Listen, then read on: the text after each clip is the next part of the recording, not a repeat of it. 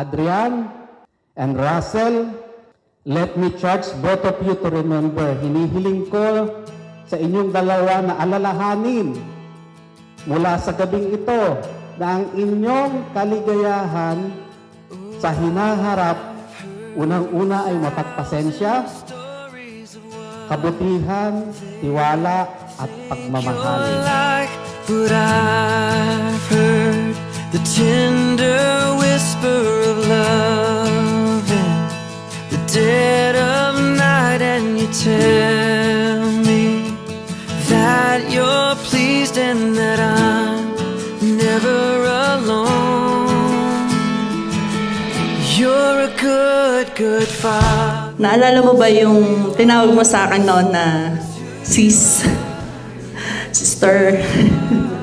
Sister lang ang tinatawag mo sa akin noon. Ngayon, asawa mo na. Sarap, di ba? It's who I am. Oh, and Russell, Dayan, Amay, and now Mrs. Santos. Thank you for everything. Tinuruan mo ako na maging malapit sa Panginoon. Andito ako to serve you, to protect you, and to love you more. say a word, you're a good, good father. It's who Naalala mo pa ba yung 2022? Actually, all my prayer list para sa prayer sa lubong na nangyayari is all about my family. Sila ate, kahit na in that time, nag-cross na yung landas natin. Naalala mo ba yung pag-i-Indian mo sa akin? Sa Burjuman Metro? Yung unang first meet sana natin, kaso hinintay kita. Saklap, di ba? Pero sabi ko sa Lord, baka hindi siya Lord, yung binigay mo sa akin. Hanggang sa inaya na kitang mag-church sa Gia, Karama. And praise God, ito yung unang meet natin kasama ang Panginoon. you are perfect in all of your ways to us. Oh, it's love. At ngayon, ang sarap pakinggan na asawa ko, kumain ka na ba? Asawa ko, mag-pray tayo. Asawa ko, mag-devotion tayo. Asawa ko, maggala tayo. Asawa ko, share natin yung word ng Lord sa ibang tao. Kasi dati hindi ako naniniwala sa prayer.